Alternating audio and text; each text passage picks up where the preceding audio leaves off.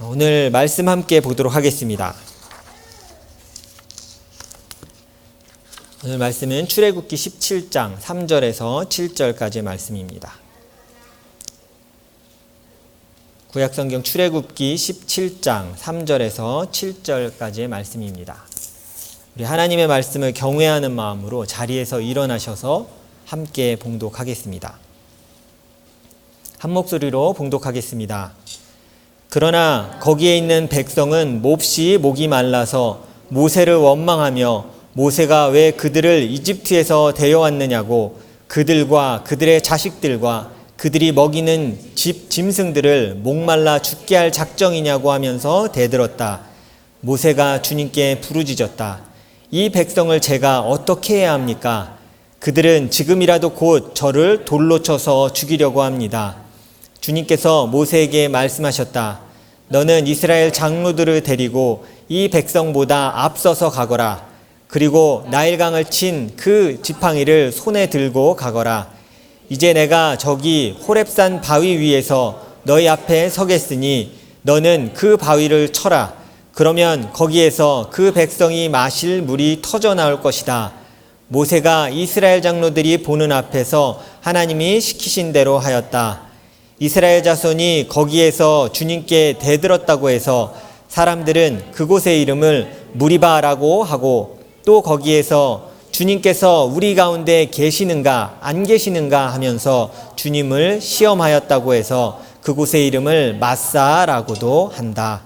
아멘. 앉으시기 바랍니다. 오늘은 주인됨을 증명해 보아라 라는 제목으로 함께 말씀 나누도록 하겠습니다. 지난주 수요일부터 저희가 이제 다시 출애굽기를 읽으면서 묵상을 시작을 했습니다. 여러분 오랜만에 출애굽기 보니까 어떠신가요? 처음 본 것 같죠? 네. 오랜만에 봐도 또 이 이동 경로나 이런 것이 어떻게 됐는지 쭉 이어보지 않아서 또 가물가물할 겁니다. 그래서 오른쪽 제가 지도를 좀 준비를 했는데요. 지도를 한번 보여드리겠습니다. 네. 지도를 잘 보시면 약간 부채 같은 파란색에서 출애굽 여정이 시작됩니다. 저게 지금 현재 이집트입니다. 우리가 알고 있는 애굽이 저 땅인데요. 라암셋에서 출발해서 저 빨간 선을 따라서 쭉 내려옵니다. 그리고 끝까지 아래까지 내려오면 거기가 시내산인데 거기 바로 위를 보시면 르비딤이라고 보실 수 있을 겁니다. 지금 이스라엘 백성은 홍해를 건너서 광야를 거쳐서 르비딤까지 와 있는 겁니다. 이 르비딤에서 일어난 일이 오늘 우리가 방금 읽었던 이 본문의 내용입니다. 사실은 홍해를 건너고 광야의 삶을 경험하고 기적을 맛본 후에 얼마 가지 않아서 불평이 시작된 겁니다.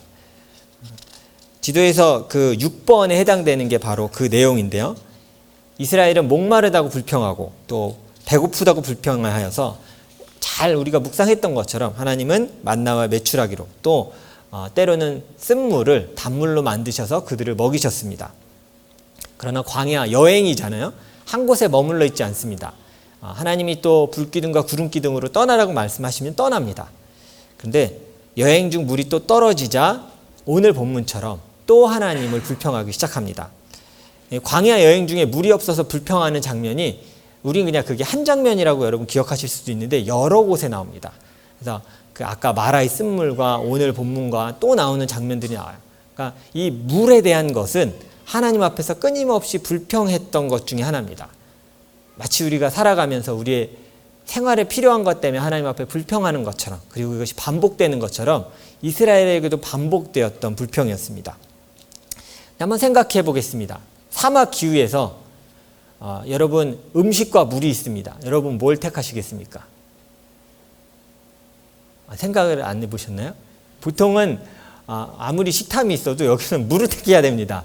왜냐하면 음식을 먹어서 오히려 탈수 증상이 날 수 있습니다. 물을 선택하는 게 지혜로운 거죠. 음식은 며칠 먹지 않아도 버틸 수 있습니다. 우리도 뭐 금식해도 이렇게 버틸 수 있잖아요. 근데 물은 며칠 먹지 않으면 사람이 죽습니다. 탈수 증상으로 쓰러지게 되죠. 이 이동하는 기간에 물탱크가 있었겠습니까? 지금 생각이면 물을 그러면 많이 저장해서 가지고 가면 되지 않겠나 했는데 기껏 있는데 물통입니다. 뭐 가죽 물통 정도를 겨우 가지고 다닐 수 있으니까 그거로 며칠 못 버팁니다. 그러니까 그때그때마다 하나님이 물어주시지 않는다면 사람들이 살아갈 수 없는 건 맞는 겁니다. 근데 거기에 대해서 오늘 백성들이 불평하고 있습니다. 그래서 그냥 흘려서 출애굽기 말씀을 이렇게 보다 보면요, 우리가 좀 오해할 수 있어요. 너무 꼭 필요한 건데 하나님 안 주셨으니까 저들의 원망은 당연한 거야.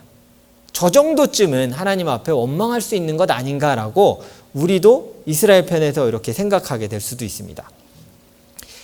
우린 살아가면서 이스라엘 백성이 겪는 것처럼요, 반복적으로 어려움을 겪습니다. 고난이 끝나지 않잖아요. 잘 넘어가고 또 평안의 때를 지내다 보면 또 고난을 맞이하고 그것 때문에 좌절하고 힘들어할 때가 있습니다. 이거 거꾸로 다시 말하면 무슨 의미냐면, 우린 살아오면서 반복적으로 여호와 하나님의 역사하심을 경험했다는 것 같아요. 환난이 많이 있었다는 건 생각해보면 그것을 다 이겨내면서 지금까지 왔던 걸 의미하기 때문이죠. 똑같이 우리도 반복적으로 하나님을 경험했습니다. 그런데 우리 역시 그런 환난이 우리 눈앞에 있을 때, 해결되지 않을 때 하나님을 원망하고 절망하게 됩니다. 그리고 환난은 하나님의 징계라고 생각할 때가 훨씬 많습니다. 하나님, 내가 혹시 뭘 잘못해서 하나님이 날 징계하시는 거 아닌가? 나 벌 주시는 거 아닌가?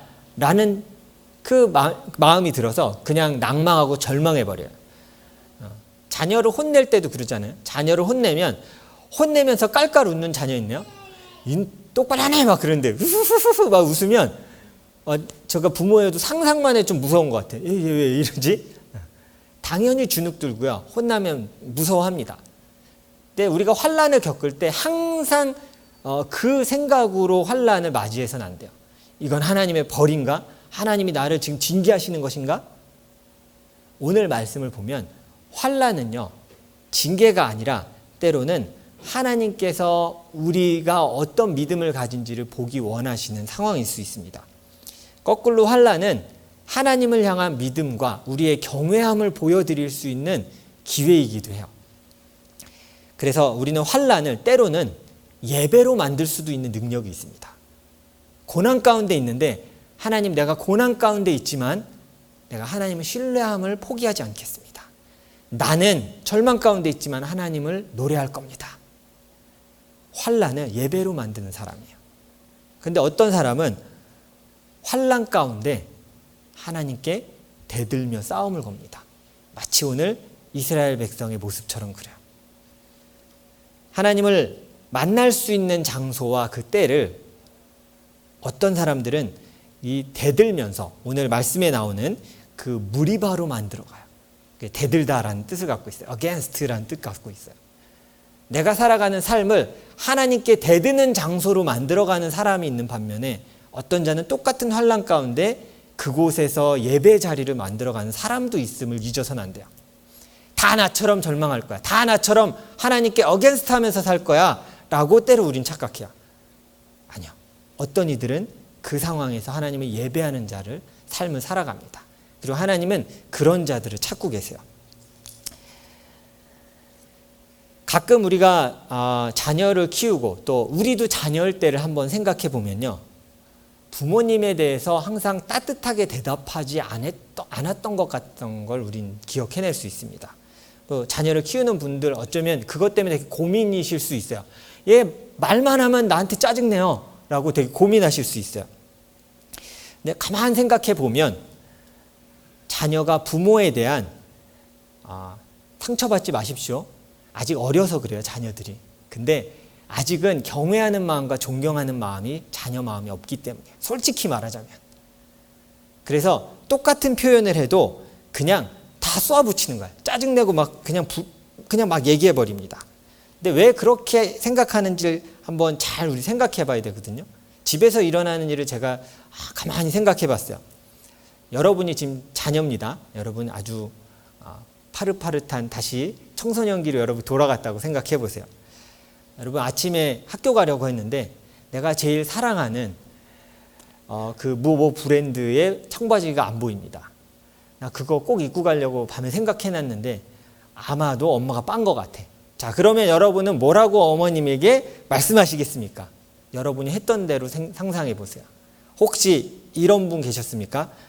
엄마, 내 청바지 어디 있는지 알아요? 이렇게 얘기하셨어요? 아니면 엄마 내 바지 어디 있어? 이 집에서 일어나고 있는 일들일 거예요. 구체적으로 말하지도 않아. 내 바지 어디 있니? 바지가 한두 개입니까?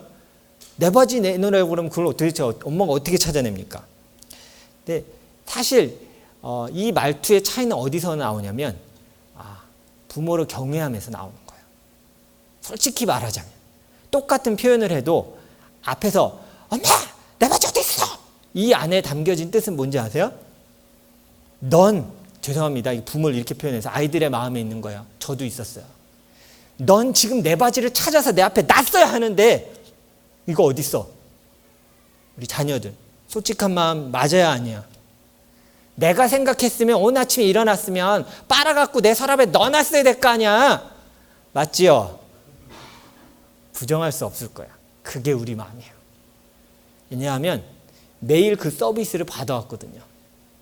엄마는 빨래를 해서 개서 차곡차곡 넣어줬는데 당연히 나는 내 루틴을 생각해서 여기 있을 걸 생각했는데 엄마 내 바지 어디 있어요?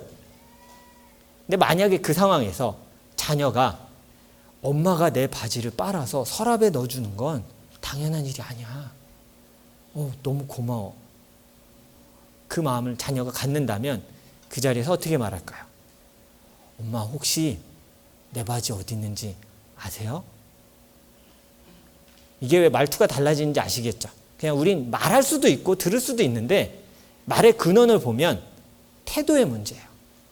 지금 내가 받는 것이 어디에서 왔는지를 생각하지 않으면 그냥 내 짜증을 다 불처럼 내게 돼 있어요. 우리도 그랬습니다. 사춘기 아이들이 그럴 수도 있지만 사실은 마음의 상태를 점검해 봐야 하는 거예요. 솔직한 마음의 상태를 살펴보십시오. 아까 제가 얘기한 거예요. 너는 나의 필요를 채워야 하는데 똑바로 안 해? 라는 걸 따져서 아이의 말로 친절하게 표현한 게 엄마 왜 바지가 없어요? 이스라엘 백성은 우리가 잊고 있는데요. 이 물에 불만을 하는 당시의 이스라엘 상태를 살펴보면 이미 먹을 것을 받고 있는 상태입니다. 그리고 필요할 때는 물을 공급받았었던 경험을 갖고 있는 자들이에요. 하나님은 광야 40년 동안 만나를 끊임없이 공급해 주셨다고 성경은 기록하고 있어요. 이거 여러분도 다 들으셨죠? 믿음으로 알고 있어요. 지금 이스라엘 백성에게 밑에까지 내려오는 걸 정확히 연도를 추정할 수는 없지만 아무리 길어도 2년 안짝의 일이에요. 저 시내산까지 가는 일이 그렇게 오래 걸리지 않았어요. 나머지 38년은 이렇게 뺑글뺑글 돈 거예요. 그 안에서. 지도에도 표시되어 있는데요. 그 짧은 시간 동안 이미 뭘 경험했냐면 하나님이 먹을 걸 주시고 마실 걸 주시는 걸 경험하면서 내려오고 있었던 거예요. 먹을 것을 만나는 지금 오늘 이 불평하는 날도 먹은 겁니다. 우리 이거 생각 못하죠. 물이 없어 우리가 죽게 생기지 않았습니까? 라고 말하는 이날 아침에 뭘 받았어요? 만나를 받았습니다. 근데 뭐라고 얘기한 거예요? 만날 매일 받으니까 당연한 서비스인 거예요. 이건 당연한 거고 물은 어디 있습니까 하나님? 물을 딱 내 앞에 필요할 때 갖다 놨어야 되는 거 아닙니까? 라고 하나님 앞에 얘기하는 자녀의 모습인 거예요. 말하지 않아도 그냥 알아서 해주면 안 되냐라는 마음을 때로는 우리 하나님 앞에 가질 때가 있습니다. 우리 솔직해지자고요. 그런 적이 없습니까? 하나님 좀 매번 내가 그렇게 간구해야지 내 앞에 갖다 놓으실 겁니까? 기도하지 않아도 매번 좀 따박따박 이렇게 해주시면 안 되겠습니까? 라고 우리가 기도하면서 하나님 앞에 탄식할 때가 있어요. 오늘 이 이스라엘의 모습을 보면서요. 이게 진짜 거만한 자세의 모습인가라고 여러분 생각하실 수도 있어요. 근데 이런 거만한 마음이 아니라면 하나님을 향해서 그리고 리더인 모세를 향해서 이렇게 돌을 들어서 치려고 하지 않을 거예요. 지금 죽이려고 하는 그 모습이거든요. 근데 거꾸로 그런 마음은 아니었을까? 그 정도로 하나님께 대들 사람들은 아니었을 거야 라고 생각할 수도 있겠지만 제가 한번 상상해 봤거든요. 진짜 그런 마음이었을까? 근데 그렇게 생각하니까 이 말씀이 더 무서워요. 하나님에게 대들 마음이 없는데 돌을 들었어. 웃으면서 나 하나님께 대들 마음은 없고요. 그렇게 불평한 건 아니고요. 근데 손에 흉기를 들었어. 그냥 내가 화가 좀 나서 모세 한번 죽이겠습니다. 사이코패스야. 그렇게 분노하지 않으면서 돌을 들었어. 이게 더 무서운 얘기야. 지금 이스라엘 백성은 성경 어디를 봐도 명백하게 하나님을 향해 너무 화내고 있는 거야. 모세를 죽일 수 있을 만큼 분노하여서 물을 필요한 때 주지 않는 당신은 도대체 무엇입니까? 라고 하나님께 대들고 있는 거예요. 3절을 보겠습니다. 그래서 이게 좀 과격합니다. 3절을 보면요. 자, 우리 3절이 있죠. 네, 한번 읽어보도록 하겠습니다. 시작. 그러나 거기에 있는 백성은 몹시 목이 말라서 모세를 원망하며 모세가 왜 그들을 이집트에서 데려왔느냐고 그들과 그들의 자식들과 그들이 먹이는 집 짐승들을 목말라 죽게 할 작정이냐고 하면서 대들었다. 하나님의 구원을 근본적으로 문제 삼는 거야. 출애굽시킨 게 구원이잖아요. 그 구원시킨 것을 근본적으로 붙들고 흔드는 거야. 왜 우리를 구원시켰습니까? 왜 우리에게 생명 줬습니까? 왜 이 땅에 나 태어나게 했습니까? 라고 부모에게 대드는 자녀의 모습인 거예요. 처참하죠. 그냥 대들고 하나님에게 어게인스트 하는 정도가 아니라 왜 날 도대체 태어나게 했습니까? 차라리 죽었으면 좋았을 것을 이라고 한탄하고 있는 거예요. 이런 불평은 반드시 하나님과 다투게 만듭니다. 왜냐하면 이 원망의 뿌리는요, 하나님을 시험하려는 마음이 있기 때문이에요. 하나님을 테스트하는 거예요. 그 마음에서 나오기 때문이에요. 7절을 같이 보도록 하겠습니다. 오늘 읽었던 7절 말씀 함께 읽습니다. 이스라엘 자손이 거기에서 주님께 대들었다고 해서 사람들은 그곳의 이름을 무리바라고 하고 또 거기에서 주님께서 우리 가운데 계시는가 안 계시는가 하면서 주님을 시험하였다고 해서 그곳의 이름을 마사라고도 한다. 이 마사라는 이 의미의 뜻을 제가 좀 찾아봤더니요. 이 원어에 어떤 의미가 있냐면 이 시험, 테스트도 있는데 또 하나가 뭐냐면 절망이에요. 절망. 그러니까 거꾸로 시험하고 절망? 묵상해보니까 너무 연관이 깊은 거예요. 환난을 맞이할 때 우리는 절망은 우리가 선택할 수 있는 감정이라고 생각해요. 근데 그 근본을 들여다보면 뭐냐면 하나님을 시험하고 있는 거예요. 당신이 나의 주인이 될 수 있는지 없는지를 시험해 보려는 마음인 거예요. 원망해요. 안 도와주네요. 주인 별로 힘이 없으시네요. 하나님. 내가 이렇게 환난 가운데 간구했는데 안 들어주시네요. 라며 하나님을 원망하는 건데 시험하고 있는 거예요. 절망했어요. 근데 그것은 이꼴 하나님을 시험하고 있는 거예요. 어떤 시험을 했을까요? 오늘 말씀에 정확히 얘기해 주고 있어요. 뭐라고 얘기하냐면 7절을 보세요. 주님께서 우리 가운데 계시는가 안 계시는가 절망하며 묻고 있는 거예요. 이거 그냥 이렇게 읽으실 수도 있는데 잘 보세요. 여기서 가운데 계시는가는 우리가 보통 생각하는 그 비동사 같은 동사예요. 있는가? 하나님이 나에게 존재하는가 아닌가요? 라고 물으며 하나님을 시험하는 거예요. 우리 가운데 라고 말하는 건요. 여기서 우리 가운데 계시는가 아닌가 라고 말하는 이 우리 가운데는요. 그냥 우리 옆에 정도가 아니라요. 아주 깊은 곳을 얘기해요. 더 원어를 보자면 장기까지 얘기하는 거예요. 우리 속에 계시는가 계시지 않는가. 그렇게 세밀하게 우리 안에서 역사하시는지 아닌가를 시험하여 보는 그 태도를 말하는 거예요. 우리 얘기하잖아요. 절망하면서 하나님께 기도할 때 이러잖아요. 하나님, 나를 돕고 계시며 내 옆에 계시는 겁니까? 때로 우리가 하나님 앞에 간구하면서 간절한 마음으로 이렇게 한탄할 수도 있어요. 그런데 오늘 말씀 보면 이스라엘의 자세는 지금 제가 얘기한 요 정도 한탄이 아니에요. 하나님이 계시는지 안 계시는지 거꾸로 말하면 오늘 제목과 같아요. 당신이 내 주인이라는 것을 한번 증명해 보십시오. 와 같은 말이에요. 되게 무서운 하나님에게 하는 말이죠. 맨날 우리가 아버지는 내 하나님이시고 주인이십니다라고 얘기하면서 환난 앞에서 뭐라고 얘기하는 거냐면 환난의 주님 제가 맞았습니다.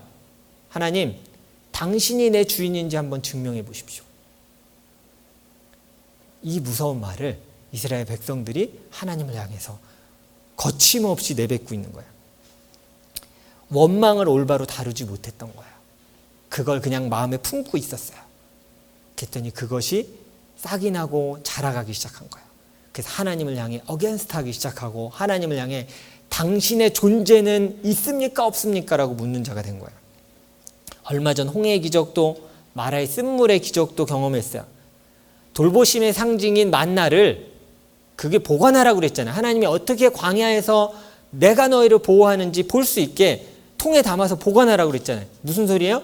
하나님의 돌봄의 상징이에요. 그걸 아침에 먹고도 하나님을 향해서 뭐라고 얘기했어요? 당신이 계신지 안 계신지 난 알아야겠습니다.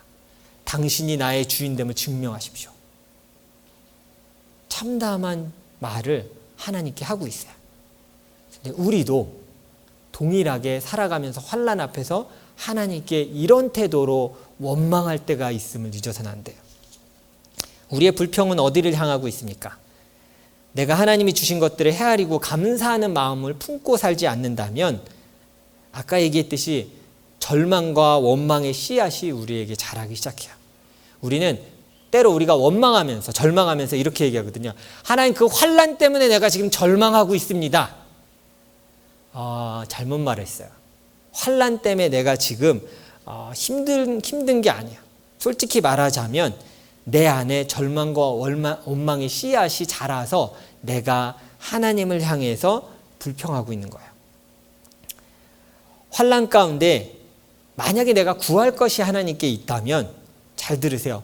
원망과 절망으로 하나님 앞에 다투지 마십시오. 아까 그 태도로. 왜 안 갖다 놨어요, 엄마? 내가 쓰려고 했는데 왜 제때에 여기다 갖다 놓지 않았습니까? 당신은 내 주인 될 자격이 없는 것 같군요. 란 태도로 하나님에게 간구하지 마십시오. 때로는 우리 되게 무섭게 하나님께 그렇게 간구해요. 좀 주세요, 하나님. 제때 따박따박 내가 구하지 않아도 좀 주면 얼마나 좋습니까? 라고 오늘 만나를 먹어가며 오늘 주신 축복을 누려가면서 하나님을 향해 어게인스트 하기 시작해요. 이게 오늘을 살아가는 우리의 모습일 수 있습니다. 하나님의 경외함을 그래서 회복해야 합니다. 하나님은요, 우리 주인 되신 하나님은 우리에게 원망과 시험을 당할 분이 아닙니다. 하나님께 대들며 시험하며 하나님을 향해 외치는 목소리를 멈추고 내 삶에 채워주고 계신 것들을 발견해야 합니다. 그리고 환난의 때 우리가 해야 될 건 뭐냐면, 하나님, 내가 여전히 당신을 신뢰합니다. 지금 아무것도 안 보이는 절망의 상황이지만 하나님 한 번도 날 버리신 적 없습니다. 전 당신을 향한 신뢰를 놓지 않겠습니다. 이게 환난에서 그리스도인들이 해야 할 태도예요. 그래서 우리는 이 제목처럼 환난에서 우리 이렇게 하나님 앞에 태도로 보이거든요. 하나님, 나의 주인 되심을 좀 증명해 보십시오. 내가 고난 가운데 빠졌습니다. 근데 거꾸로예요. 그 환난은 하나님이 주인 되심을 하나님이 증명할 시간이 아니라 우리가 하나님의 신실한 종인지를 하나님 앞에 증명할 시간이에요. 다 좋을 때 누가 하나님을 찬양 못합니까? 그러나 환난 가운데 충성되게 신실하게 하나님을 바라보는 모습으로 우리가 증명해야 돼요. 하나님, 나는 당신의 정말 신실한 종입니다. 당신이 나를 돕고 계심을, 당신의 존재를 난 절대 부인하지 않습니다. 라고 환난 가운데 고백할 수 있는 자예요. 5절을 같이 한번 보도록 하겠습니다. 자, 5절 함께 읽겠습니다. 5절. 주님께서 모세에게 말씀하셨다. 너는 이스라엘 장로들을 데리고 그 백성보다 앞서서 가거라. 그리고 나일강을 친 그 지팡이를 손에 들고 가거라. 이게 나일강 쳐서 피로 만든 그 지팡이에요. 같은 지팡이입니다. 같은 지팡이로 어디서는 물을 못 먹게 만들었어요. 넘치는 물을 피로 바꿨어요.